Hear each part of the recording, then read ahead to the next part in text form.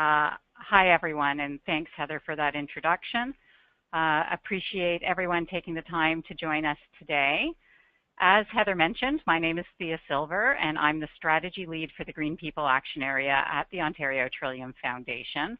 And before introducing our speakers today, I just wanted to take a couple minutes to introduce OTF, talk briefly, very briefly, about our investment strategy and action areas, and provide a bit of context for today's webinar. So I'm going to breeze through this, but for those who are less familiar or want more information, please visit our website and take advantage of the resources we have. There's lots available. So who is OTF? And I could see from the poll that a lot of you are Ontario-based and probably familiar with OTF.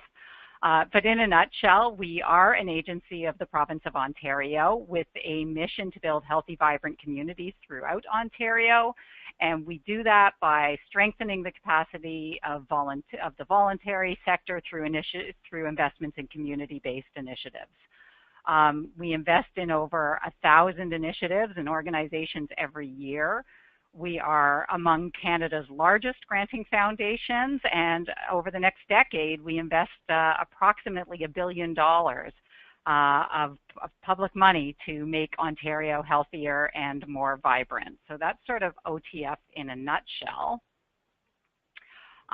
Just moving on to the next slide, and this isn't all shown in this slide, but OTF aims to realize our mission by granting, sort of focusing our granting investments on 6 action areas that I'll speak to momentarily, and also through 4 investment streams. And our collective impact model has 3 stages: define the impact, organize for impact, and deliver impact. And in essence, these are sort of the development phase, the planning phase, and the execution phase of collective impact. Each phase, from a granting perspective, has a different amount of funding that we can make and length of time that we can support initiatives. And those details can all be found on our website. If you go to our website under what we fund, you'll see the funding streams and click on collective impact, and you'll get a lot more information. I'm not going to spend time going into that right now. But we also see ourselves as more than just a funder, and as part of our investments in collective impact, we're also helping to co-design impactful initiatives, sort of support organizations right through the CI journey, build capacity through our partnership with Tamarack. We want to eventually build sort of communities of practices and promote learning among collective impact initiatives, and provide sort of support for monitoring and evaluation. So sort of a whole spectrum of ways we want to work with the community on collective impact. And these kinds of webinars that we're hosting are helping us do just that. So as I mentioned, I'm just waiting for the slide, we focus our work on 6 action areas that represent our vision and what we aspire to achieve in communities. And at a very high level, these action areas are tied to a couple of indicators from something called the Canadian Index of Well-Being, which we use to guide our strategy. But we understand we can't be accountable for those directly, so based on research and evidence, we define specific priority outcomes and results that we can achieve, which over time will contribute to positive movement in these action areas. And when we look at collective impact, we are really operating at this higher level of priority outcomes and action areas and working towards these action areas versus sort of specific results like our other investment streams. And when it comes to collective impact grants related to our action areas, I mean, we've started early investments in a lot of different issues, including loss of Indigenous language and culture, youth suicide, lake health and algal loading, urban flooding, graduation rates, homelessness, so really deep, complex problems. Which brings us sort of specifically to the green action area and the purpose of today's webinar. And in line with the CIAW indicators of Living Planet Index and ecological footprint, our Green People Action Area is really about engaging individuals and sectors in efforts to conserve and restore ecosystems and reduce the impacts we have on our environment. And the 2 collective impact initiatives that we're showcasing today are aligned with each of these priority outcomes, while understanding that there always is a bit of crossover. Things don't solely reside in one space, but we really wanted to highlight a collective impact that has sort of the ecosystem conservation at its heart, and then another one that has to do with kind of the footprint we have and our impact on the environment.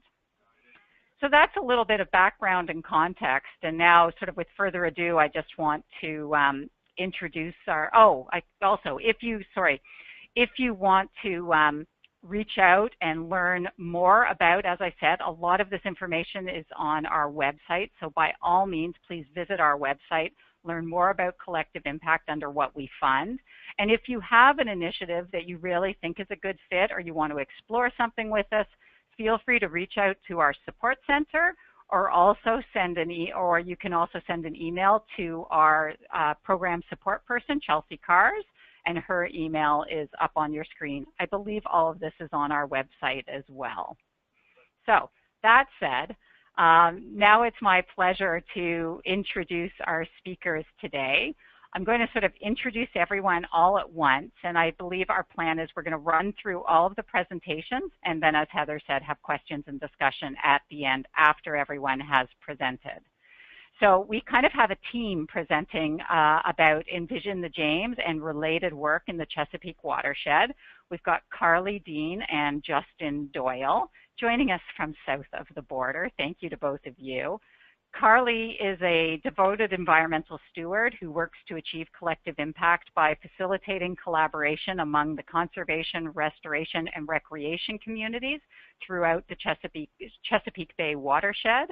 After completing her Master's of Science and her MS in Environmental Science at Towson University, she researched sustainable development for a real estate developer in Beijing, China, and social resilience at the International Institute for Applied Systems Analysis near Vienna, Austria. So Carly's been to some pretty cool places.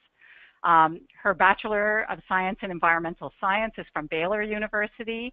And Carly's work at the Chesapeake Conservancy has been on Envision the Susquehanna that you'll hear about, and has had her travel to Pennsylvania and New York, which are some of her favorite places to go backpacking. She loves living near Baltimore City and is passionate about the Conservancy's involvement in the Greater Baltimore Wilderness Coalition.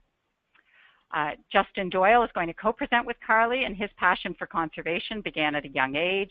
He grew up in the suburb of Washington, D.C., where he witnessed the rapid conversion of open space to sprawling residential and commercial development. He pursued a career in conservation to protect precious natural resources like the James River, and joined the James River Association in April 2013. He works to promote conservation and responsible stewardship of our natural resources in the James River watershed, and manages the James River Association's Community Conservation Program. He is a 2015 Fellow of the Virginia Natural Resources Leadership Institute and currently resides in Richmond, Virginia with his wife and Skipperkey dog. I knew what a Skipperkey was. I had to look it up again, though, to see what they look like. And then finally, presenting on Move the GTHA is Mary Pickering. And Mary's based here in Toronto and has more than 25 years of management experience in the environmental not-for-profit sector, and is an accredited member of the International Partnership Brokers Association. Mary oversees the design and development of the Atmospheric Fund's programs, focusing on social innovation, policy advocacy, and multi-stakeholder collaborations.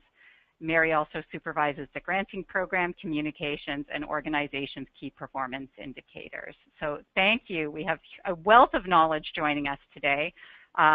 So right now, I want to just thank everyone and pass it over to Carly and Justin to kick things off. Well, this is Carly. Thank you so much for that great introduction. As was mentioned, my name is Carly Dean, and I'm a project manager at the Chesapeake Conservancy. We're a small environmental nonprofit. We're really excited to be a part of this webinar and really thrilled about the growing support for the collective impact approach. Here at the Conservancy, we really believe strongly in this approach, as do our partners of the James River Association. And over the past 5 or so years, We've been working with the James River Association and other partners to apply the collective impact, or CI, approach to environmental stewardship in the Chesapeake Bay watershed. For the webinar today, I'll first give some context about the Chesapeake Bay, and then I'll pass it over to Justin Doyle from James River Association to provide some more in-depth information about one of our collective impact initiatives within our Envision series called Envision the James.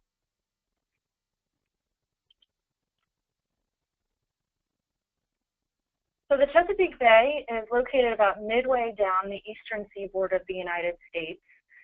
It's an estuary, which is a body of water where freshwater and saltwater, in this case from the Atlantic Ocean, mix.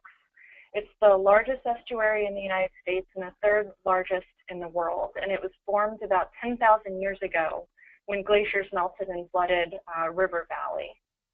The bay itself is about 200 miles or 320 kilometers long and has over 12,000 miles or almost 20,000 kilometers of shoreline.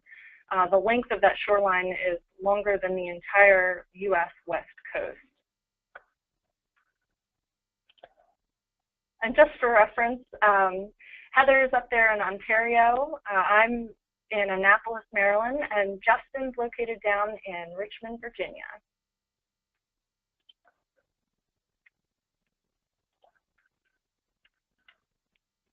So the Chesapeake Bay is really an historic and cultural icon for the folks who live here. About 10 million people live along or near the Chesapeake Bay shores, and about 150,000 people move to the watershed each year. It's home to about 3,600 species of plants and animals. The historic use of the watershed for farmland and seafood harvesting, the rich history of the watershed that's been inhabited by people of thousands of years, and it's also home to some of the first European settlements in North America. And down the bottom left-hand corner, we even have a dog breed that's named after the Chesapeake Bay. So it's really a significant cultural identity here in the watershed. But over time, changes to the landscape and the way that we use the resource have resulted in significant impacts to water quality and wildlife habitat. This is a snapshot of satellite imagery that was taken after a storm event and really illustrates how sediment is carried downstream from the bay's tributaries to the bay itself. This isn't what the bay looks like every day, but you can see how changes to the watershed really have had strong impacts to the bay itself.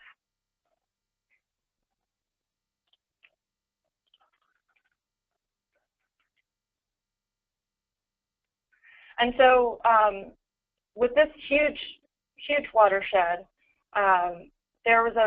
early on it was recognized that there was a huge task to conserve and restore the important ecosystem. From the beginning, we recognized that there needed to be a coordinated restoration strategy and a clear need for collective action. And the Chesapeake Bay was the first estuary in the United States to be targeted for restoration as an integrated watershed and ecosystem.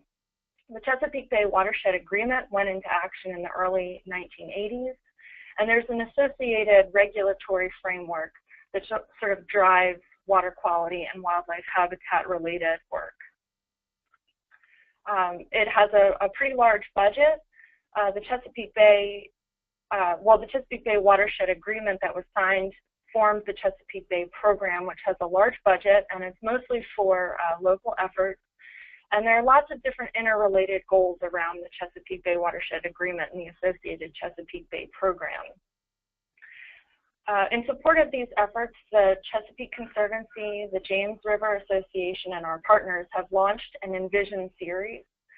We all recognize that there needs to be a collaborative, holistic approach to conservation stewardship, that communities need to be engaged in these efforts, and that there needs to be collective action in order to improve the efficiency and effectiveness of our work. So along with our partners, we've we're working to create watershed-wide visions for each of the great rivers of the Chesapeake that identify and promote opportunities to enhance sort of a broad range of conservation stewardship activities. There are two Envision initiatives that are sort of furthest along. One is Envision the Susquehanna, which is a project that I've been involved with pretty significantly over the past several years, and the other is Envision the James.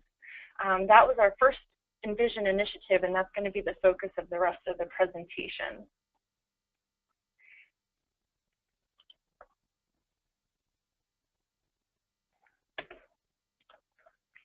The Susquehanna River, just for your reference, is sort of the northernmost portion of the Chesapeake Bay watershed. It provides about 50% of the fresh water to the bay and spans 3 states. And the James River is the 3rd largest tributary, providing about 15% of the fresh water to the bay, and is located entirely within the state of Virginia. Envision the James initiative has been in the implementation for several years and is further along than Envision the Susquehanna. So as we focus on what was learned in Envision the James, that Justin will kind of walk us through, we'll then talk at the end about how some of those lessons were applied to the work in the Susquehanna River watershed.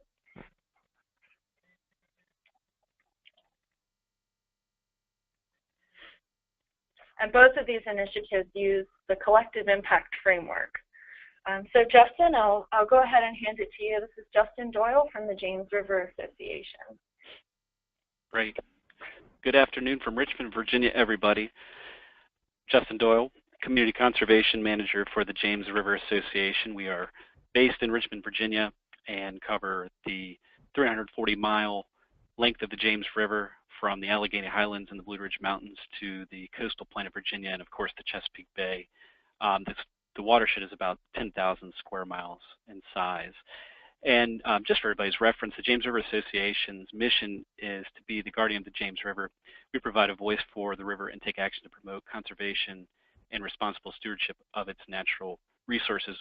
We were founded just over 40 years ago, and have grown to about a little over 20 staff members in size. And in addition to our Richmond office, we also have an office in Lynchburg, Virginia, and an office downriver Richmond in Williamsburg, Virginia. And yeah, so I'll pick up where Carly left off regarding the collective impact framework. So number 1, developing a common agenda requires a common understanding of the problem and provides a vision for aligning work and communication across participants. Number 2, shared measures based on the common agenda used to track the progress and facilitate adaptive learning. Number 3, mutually reinforcing activities that are differentiated yet coordinated through a mutually reinforcing plan of action. Number 4, continuous communication, lessons learned, successes and failures, facilitates adaptive learning. And number 5, backbone support organization, administrative support, mobilizes funding, manages infrastructure, can be a single organization or a collection of participants that change over time. And this is the framework that we've applied to Envision the James, and as Carly mentioned, Envision the Susquehanna.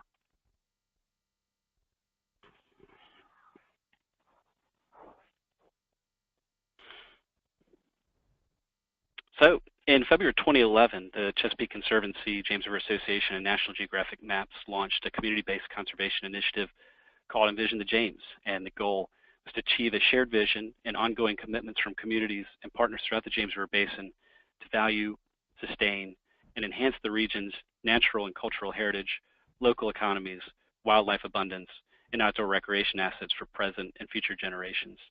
And this multi-year conservation initiative is focused on gathering and sharing ideas about the future of the James River corridor and watershed to produce a regionally and locally endorsed community action agenda that supports the effort's goal.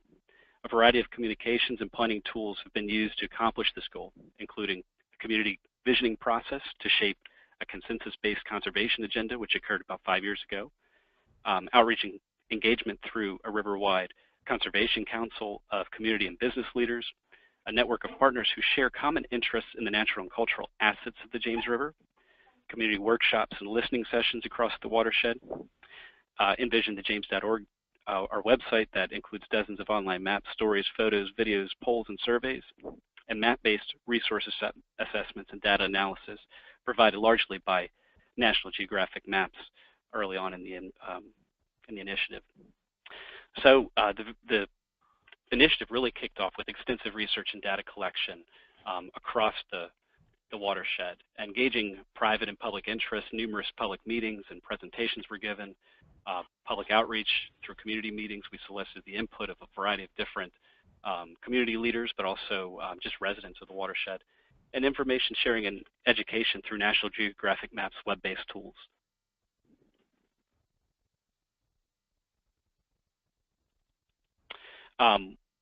We developed the survey and had 522 individuals complete the survey at community meetings that were held throughout the watershed and online. And the survey results were categorized by theme. And the 4 themes were recreational trails and river access, heritage and geotourism, conservation and restoration, and wildlife. And I'm going to go over some of the results of the survey, just for everybody's reference. From June through October 2012, the Envision The James team conducted the survey, and the survey, like I said, was administered through meetings and online. And under recreational trails and river access, the most popular river-related activities were hiking, biking, paddling, and wildlife watching. 83% of respondents agreed that greater public access to the river and more trails in the river corridor would benefit their community. 80% of respondents agreed that a system of access points and camping options along the James was needed. Under the heritage and geotourism theme, 85% of respondents strongly agreed that the James River is a strong draw to their area. 83% of respondents agreed that their community would benefit from a regional effort to promote the entire James River for tourism and recreation. And 75% of respondents agreed that the James River in their area should be promoted for tourism. Under the conservation and restoration theme, respondents identified streams with poor water quality and streams with no forested buffers as the greatest restoration needs along the James. And after water quality, respondents were most concerned about suburban sprawl and development within the watershed. And under the 4th theme, wildlife, after water quality and suburban sprawl, respondents were most concerned about wildlife habitat loss and wildlife population decline. 90% of respondents agreed that more wildlife habitat conservation is needed in the James River watershed. The respondents believed that additional wildlife enhancement efforts should occur on both publicly owned lands and private lands in consultation with landowners. And so based on all of the input we received via the survey and public meetings, the Envision The James team, which consisted of Chesapeake Conservancy staff members, James River Association staff members, and National Geographic Map staff members, we developed some vision concepts around those themes. And I'll just quickly mention those 4 vision concepts. So recreational trails and river access, link existing and planned land trails, parks, and scenic roadways to conform a continuous network along the river. Under heritage and geotourism, identify development areas or districts for specific waterfront heritage and place-based tourism activities unique to each district. Under conservation and restoration, identify key locations for future community greenways, which may eventually be linked to create a regional greenway system. And under wildlife, build upon existing state, federal, and nonprofit wildlife refuges, management areas, and reserves to enhance wildlife habitat conservation. And from those vision concepts, we developed 2 core initiatives that have driven the Envision the James initiative to date: the James River Heritage and Recreation Corridor Initiative and the James River Wildlife and Landscape Conservation Initiative. The goal of the Heritage and Recreation Corridor Initiative is access, enjoy, and sustain cultural and recreation assets through a cohesive network of heritage sites, land, and water trails. Also allowing communities to receive economic and quality of life benefits the James River Corridor has to offer. And so we've done a significant amount of public access work as well as water trail development, a little bit of land trail development as well, in order to advance this initiative. The goal of the Wildlife and Landscape Conservation Initiative is water quality and wildlife habitat enhancement through habitat restoration projects, land conservation in the watershed, and along riparian corridors. The protection of important cultural, historical, and natural landscapes, of course, is of the utmost importance. And so, you know, after we developed the vision and started advancing the two initiatives of Envision the James, a number of really positive things happened. And on your screen, you'll see a few examples of those things. A few years ago, we were able to partner with a organization here in Richmond called Terrain 360 to map the entire length of the James River with panoramic photography. The Chesapeake Conservancy was also able to conduct a viewshed analysis along the corridor of the James River. And they've also been working on indigenous cultural landscapes in partnership with the National Park Service Chesapeake Bay office. Chesapeake Conservancy also developed a conservation toolbox, which has been helpful to partners of ours that engage in land conservation and restoration activities. They also conducted a high-resolution land cover assessment throughout the Chesapeake Bay watershed. James River Association used that data for its annual biennial report card for the health of the James River called the State of the James for the first time in 2015. So we were really excited and pleased with the outcome of that high resolution land cover assessment. And you know, an example of a restoration project that emerged as a result of the Envision the James initiative was the Amherst Tree Buffer Program in partnership with the Robert E. Lee Soil and Water Conservation District. Great way to engage volunteers. And so, you know, where we are right now is we are continuing to work with partners throughout the James River watershed and have really focused on more regional collective impact with the watershed-wide vision in mind.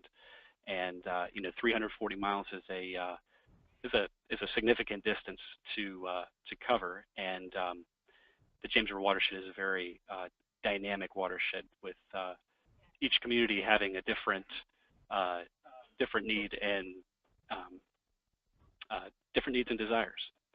And so I'll turn it back over to Carly to share some of the challenges and lessons that Chesapeake Bay or the Chesapeake Conservancy has learned, and then share a few more challenges and lessons that the James River Association has learned as a result of the Envision the James initiative. Sure, thanks, Justin. You know, this collective impact approach is all about engaging a diversity of partners and getting lots and lots of different people kind of moving toward the same direction. And there are abundant challenges associated with that. So being creative and figuring out how to get folks to move in the same direction has been one of the priorities of the James River Association, the Chesapeake Conservancy, and our core team partners. I think that, like Justin mentioned about the land cover data and the conservation toolbox project, one of the things that does bring people together tends to be data and technology. So the Conservancy has really been trying to find new ways to meet the community's needs through creating new data sets that will sort of be an equalizer among partners, whether it be the huge James River watershed or the Susquehanna, which spans 3 states. If we can all be looking at the same data to help make decisions based on that same sort of evidence base, that has helped bring people together and identify common goals, and then also very specific metrics that we want to use to measure our progress toward those goals. So definitely innovation and technology as a driver for collaboration has been helpful. And one of the other things that we learned from Envision the James that we applied in the Susquehanna is that we really need to embrace this concept of adaptive learning and flexibility. It's really been huge for the initiative to know that even though we've identified these common goals, very similar to with Envision the Susquehanna, we did a survey of residents and restoration, conservation, and public access professionals, and created a vision document that outlines the goals that we all have. There are lots and lots of different ways to get toward those goals, and with the changes to the regulatory framework, there tends to be ebbs and flows and energy towards specific actions. But as we make changes, there's also an increased need for continuous communication so that project partners know that even though our goals haven't changed, maybe our actions are taking new directions. And then also continuous communications with our funding partners as community priorities change over time.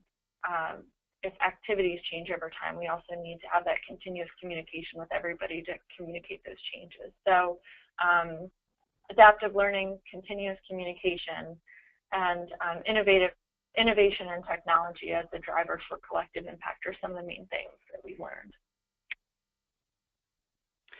And on the topic of funding, one of the things that we found over the life of this initiative is that, you know, reaching partners and communities throughout the James River watershed requires resources, it requires funding, and to bring partners together and effectively engage them requires resources.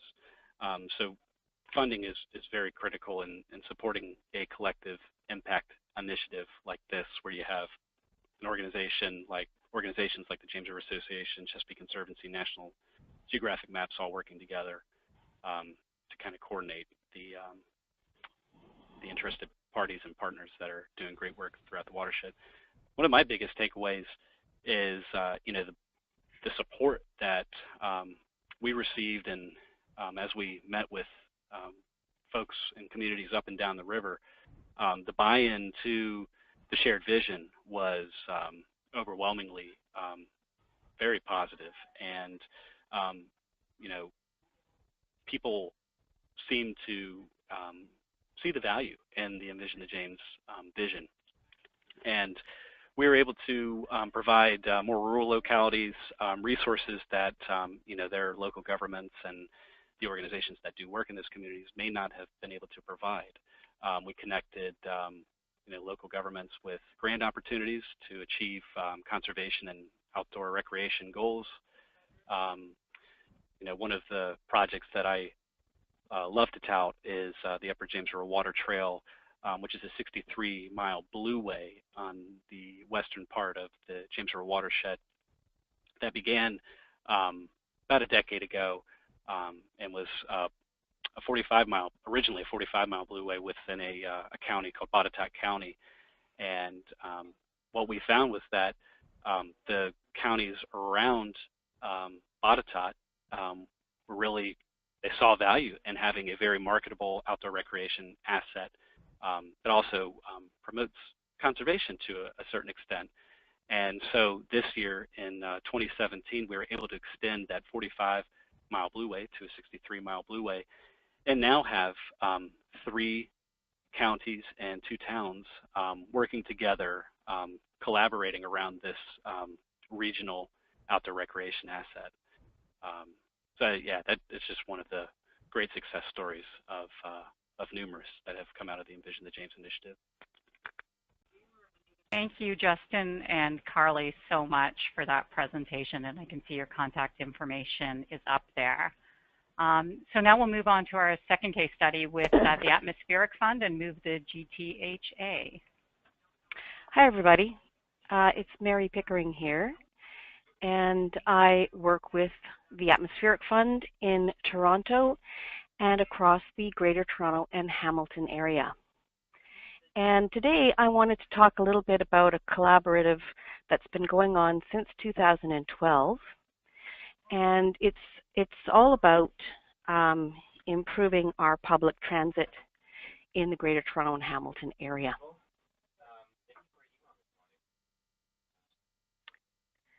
This initiative started in 2012, and today I'm going to tell you a little bit about the first 2 years of this initiative.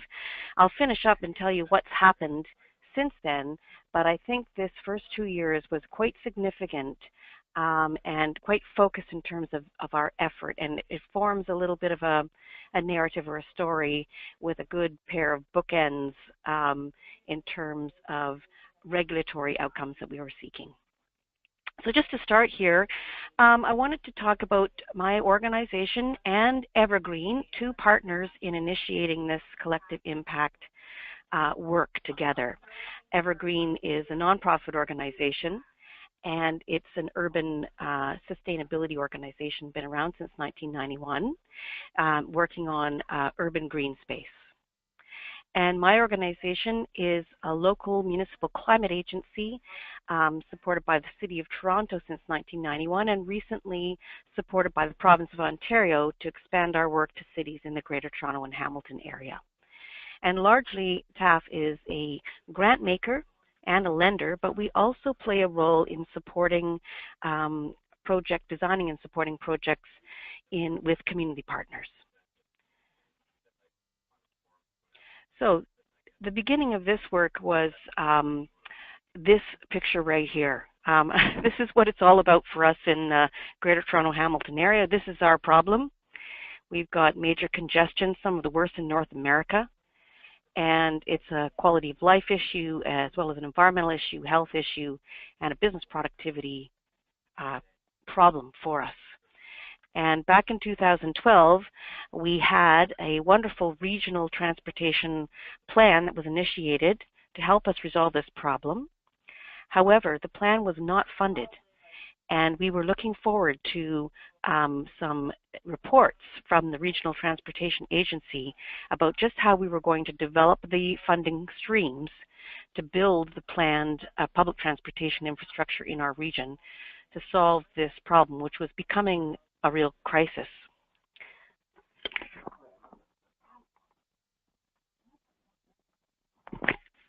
Sorry about that.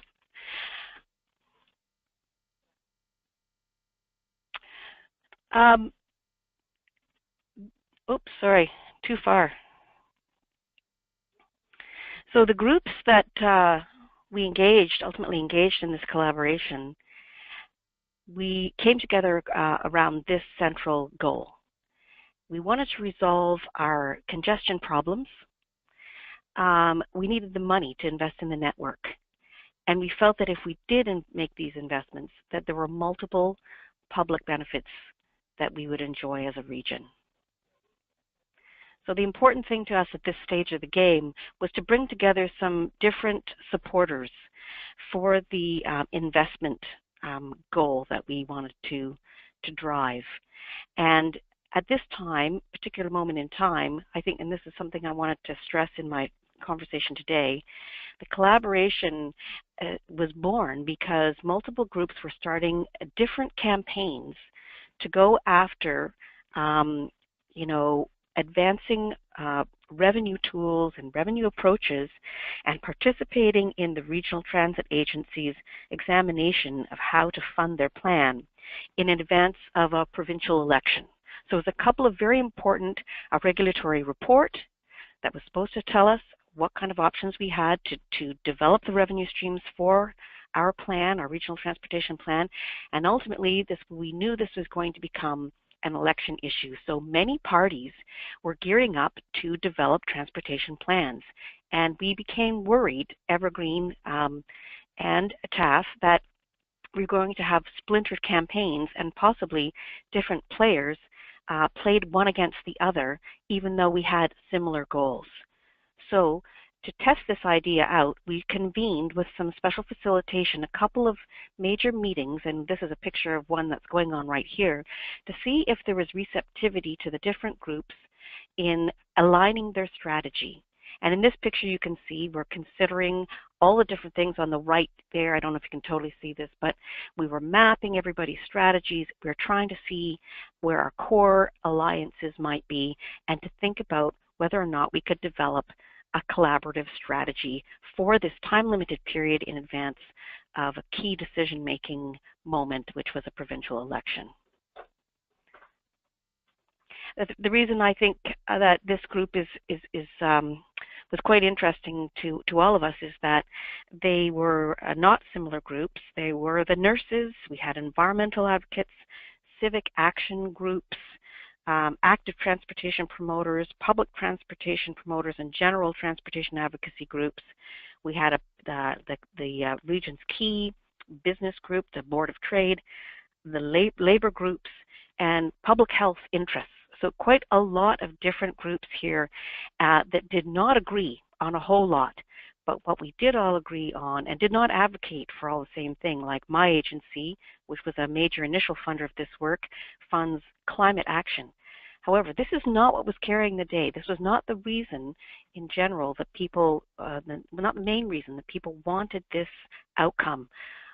Although if we did get this outcome, it had a major climate impact, but really this was about quality of life, business productivity, and health for our local residents. So we knew that there's a strong voice that was going to try to reduce what was necessarily going to be increased taxes to pay for this investment in transit. Very strong, I think, as in many areas in North America right now. We have an austerity politics.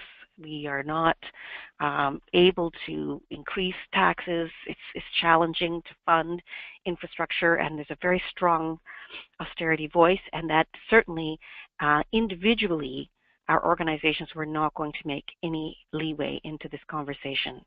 So the idea that we were very different groups, that we needed to have amplify our voice against a strong opponent groups, and the fact that there were some key regulatory and political levers to use, it turned the tide in terms of initiating this collective impact group. It was a lot, what I'm saying is there was a lot of reason for us to work together instead of alone, despite our differences. Again, after that first meeting that we had initially in June 2012, we decided, yes, there was a number of core groups, 12 groups, that decided they would like to work together to strategy, and we did some significant work with the facilitator to try to define our joint strategy and our supporting individual strategies. So some things we were going to develop together, and some things we were going to coordinate, individual activities that our groups are individually best placed to advance would go on, but with a coordinated structure to hold them all together. And then we were going to do some common activities. And these common activities included message development, some polling and research that we joined, and also collective messages like opinion pieces and other types of presentations that we signed,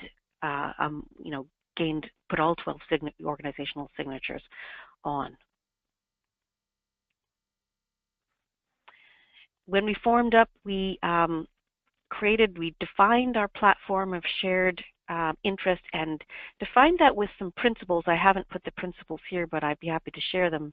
They're very explicit, and I would say that they were very important because along the way, as instances happened, as announcements came out of the political realm or certain things happened, we were able to decide based on our touch point principles whether we should be commenting on these as a group, or whether a certain kind of decision that was being made at the political level complied with our group principles or not. So we could quickly decide whether to speak in favor as a group or not.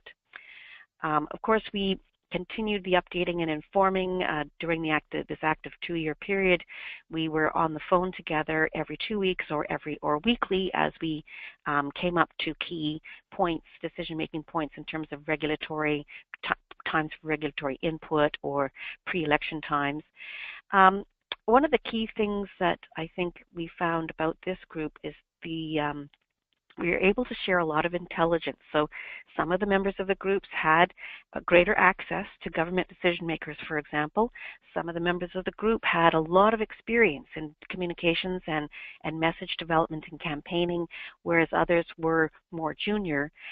Some of the members of the group had people who had the time to comb through every single report and page, chapter, and verse, where some of us just didn't have the resources to examine all the reports and so forth forth, and bring forward insights about what was changing in subsequent versions of the report. So together as a team of people talking on the phone, we were really all able to increase the sophistication of our understanding of the issue, and that was perhaps one of the most important side benefits of this collaboration. As I said before, we looked at our calendars, and we didn't have our events at the same days. We got behind certain campaigns and helped others, help promote other groups' campaigns instead of developing new ones of our own with our limited resources. So in that way, we made our resources go a lot further because we were putting aside, some individual group branding and so forth to just put our collective muscle behind individual campaigns. We also, together, were much more interesting to decision makers because they saw this group of quite diverse interests coming with common messages, and it gave us access to decision makers right up to ministerial and premier levels at the province, and with direct meetings to advance some of our interests. And also some of our group members were put on a special advisory board convened around this matter, and were able to funnel shared strategy and input that the group developed right into the decision-making mechanisms. We also had shared measurement frames. I mean, largely our measurement was how much money was going to be dedicated to public transit in the region during the election. We also had some other indicators about how many people we were reaching, some communications mechanisms that we were monitoring together. Just around some lessons, collaboration is not a default setting, and that is that we know that these groups would likely have not coordinated their efforts or collaborated together if there hadn't been an intentional effort to bring the groups together from the outset. So that's what we mean when we say, this isn't just happening spontaneously in most cases, maybe between a group or two, that already had some relationship, but the level of collaboration among these dozen diverse groups just would not happen without somebody setting out to make it happen. Of course, this collaboration is extremely time-consuming, and a lot of the groups are small. A lot of the groups, maybe a third of the groups, were quite small, and so it was difficult for them to participate, especially if they couldn't see a real important potential outcome. In this case, the driver of the election and the outcome there was an important stimulus. I also want to mention that one thing we learned as a funder is that part of the funding package for collective impact work needs to include money to pay for the time of smaller groups whose staff simply, they might have one or two grants to do a couple of activities, and if they don't have money, they can't send their ED to the collective impact meetings. So we made some, after a time when we were made aware of this problem, we made some funding available to support individual groups and basically pay them to offer their expertise and advice into the collective impact group. Not everybody wants to collaborate in the same way, so aside from a requirement that everybody come to the meetings and share and provide their input, we didn't require that everybody sign every op-ed and so forth. So it allowed a little bit of elbow room for those who couldn't always participate in every single way the same. We certainly saw that the messaging that we developed gained much more traction through the group's networks and allowed us to access political decision makers, as I've said. And of course, the backbone was key. Evergreen formed the backbone for this work. They were developing at the same time at the Evergreen organization their own capacities to support innovation labs and collective impact work. So they were learning that and formed the backbone for this group, and it was very important. Also, we know that it takes certain kinds of skills, like the last presenter was talking about how it takes resources to make this work, and that includes money, but it also includes some maybe new emerging skill sets about how to support groups, especially if there is some conflict. I mean, this work certainly we didn't agree. Certainly there's no way this group of organizations could agree on what kind of finance mechanism, for example, that they would advance in terms of raising up revenue because of the different interests. And there was challenge in terms of prioritizing one thing over another, like some of the groups wanted to have more road building. They were from more suburban areas, whereas in the urban areas, there was more interest in transit. And of course, we didn't want to be promoting transit and soak up all the dough and not have any active transportation infrastructure money. So there were some varied interests that needed to be balanced, and I think it took some facilitation skill to make sure that all the interests were heard and integrated into the joint work. So we did do some training of people and we continue to train people in collective impact support and facilitation and partnership brokering, which is another area of skill building. And as a funder, we were able to help build capacity in those areas. Just a quick scan here, I'm almost through. This work started this 2-year period. June 2012, TAF provided $100,000 to Evergreen to explore and support any subsequent collective impact. It found later that summer, fall, that there was interest, so we formed up this new group called Move the GTHA with the 12 core groups. We undertook coordinated campaigning over the course of about a year. It included, polling, as I've said, also teletown halls featuring the Premier of Ontario, reaching, hundreds of thousands of people, and finally culminated this period of the collective impact work with the election in June 2014, where the province of Ontario did commit a major funding to regional transit, the biggest funding allocation they've ever done. However, they did it without creating new revenue tools. They did it by reallocating existing public funding. So that was a bit of a mixed outcome for us.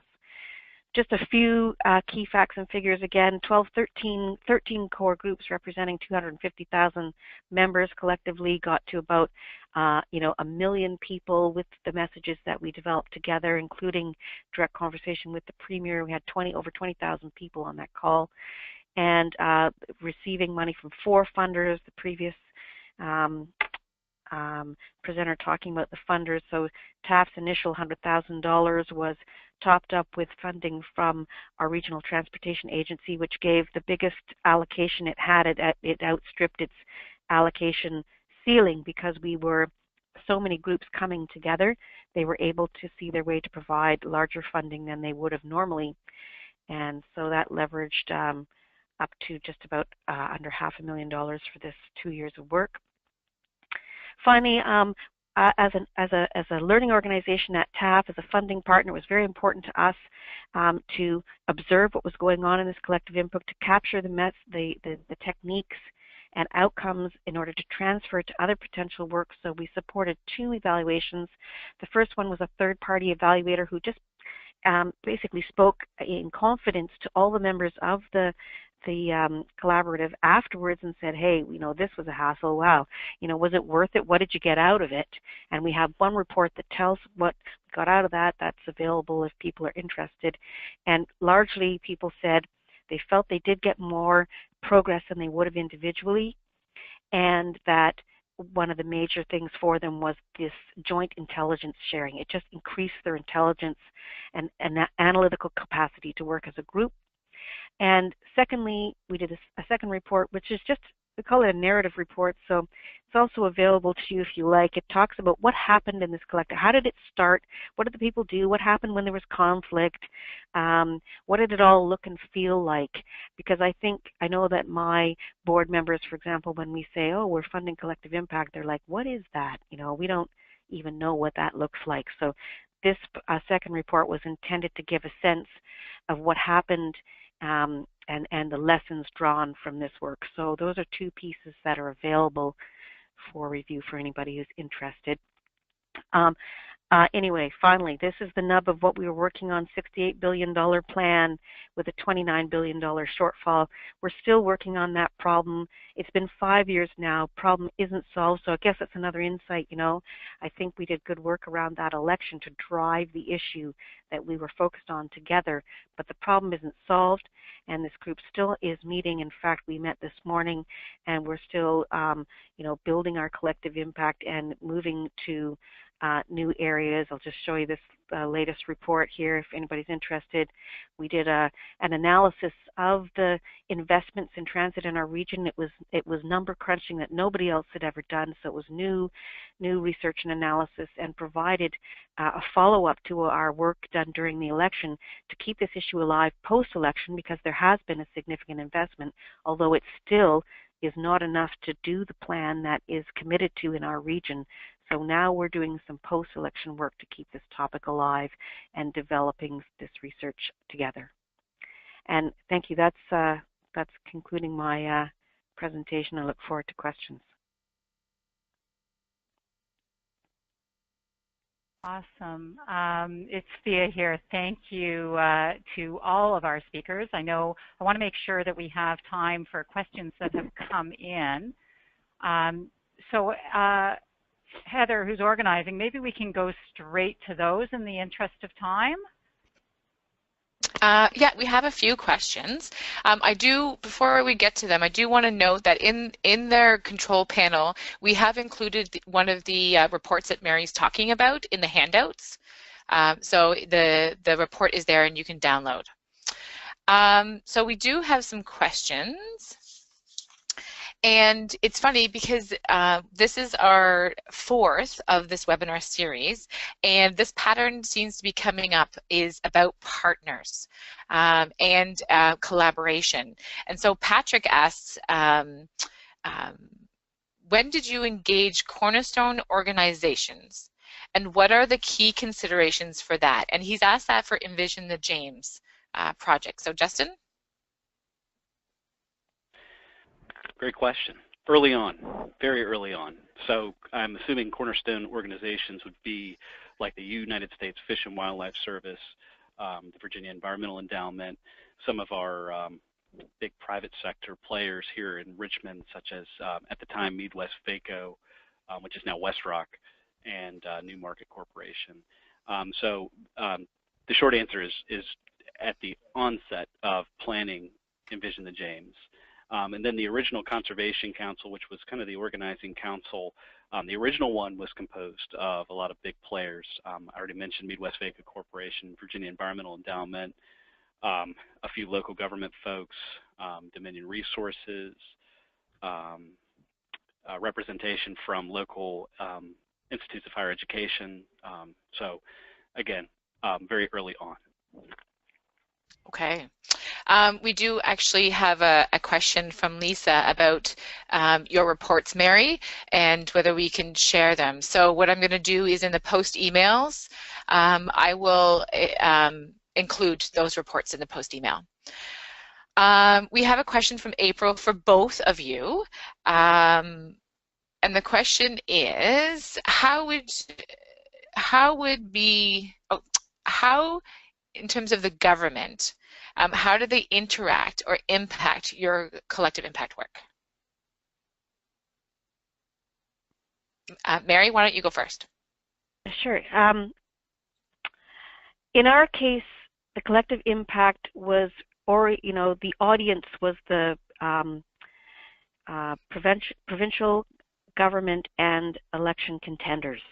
So they were a key audience. We were really directing our collective impact messages into the political sphere. So that was very important. And as I mentioned, we did also have some interaction back and forth with the government about what they were thinking. I mean, in many ways, I think our governments would like to be able to support these key, it's a real challenge, this issue about funding some key, public service like public transit. But there's so much resistance to increased taxation and so much difficulty around that really, in some ways, I suppose our group was helping the government in helping to embolden them by drawing out advocates for increased investment in transit. So I think that, there was a bit of iteration there in terms of us, promoting this important action and hearing from the government about how we're trying to build up public support for this type of investment. So a bit of an iterative action there. Okay. Justin? The Envision the James initiative. So we had multiple levels of government interaction, ranging from federal to state and local. And I mentioned, I alluded to it a little bit towards the end of Carly's our Envision the James presentation or slides. We found that local governments saw a lot of value in the Envision the James initiative across the board. Some of the smaller local governments with smaller departments, less capacity to do conservation and recreation work within their jurisdictions, may have found more value in the initiative.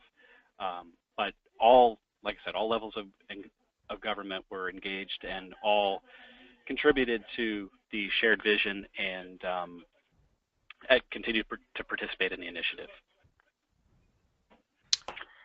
This is Carly. If I could add to that comment, for the work in the Susquehanna, our federal partners in particular have been really, really important. The initiative spans 3 states, so it's only with our regional and federal groups do we have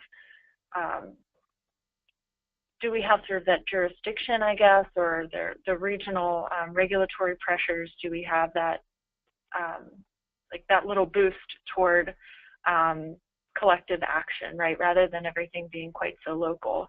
So it's not only the importance of engaging the federal partners as partners in the work, but also the regulatory framework that they sort of set up for groups working together across boundaries. Okay. We actually have a lot of questions coming in here. The next question actually is for you. Oh, sorry. Yeah? No, I was just going to say, if we don't have time to get to all of them, I'm sure there is a mechanism for us to hopefully get answers to some of them and forward them to people that were on the line, maybe in your follow-up email, Heather, because I know we're close to time. We can keep going for a bit if people are able to stay on, but I just wanted to flag that. Yeah, the ones we don't get to, what I'll do is I'll email to the speakers, the panelists, and get their input, and then I'll include them in a post email. Awesome. So we have time for one more, and this one here actually is for you, Justin. Mary did a really good job in outlining the various sectors that were involved. So the question for you, Justin, is can you talk more about the various sectors that you engaged? And for the survey, what sectors were represented? Great. I don't have the specific results of the survey in front of me, but I will say that private, public, and nonprofit sectors were engaged, as well as just residents of the James River watershed, in an attempt to create the shared vision for Envision the James. So we did our best to cast a wide net and reaching folks from different perspectives and different areas of life to develop the shared vision. Okay. So we have 2 questions we didn't get to, and they were around, Mary, for you, was around the 12 core groups and how did you determine those groups? And then there was another question about technical expertise and how do you engage when you have limited funding. So I will send those ones out to the 3 of you for your answers, and I will include those in a post email. And then Heather, maybe before we wrap up, I wouldn't mind, just for all of our panelists, just asking you really, really quickly if you could share sort of one of your greatest pearl of wisdom, or if I only knew then what I know now, what would it be? That one very quick piece of advice for folks who are either involved in initiatives or considering. So this is your greatest insight.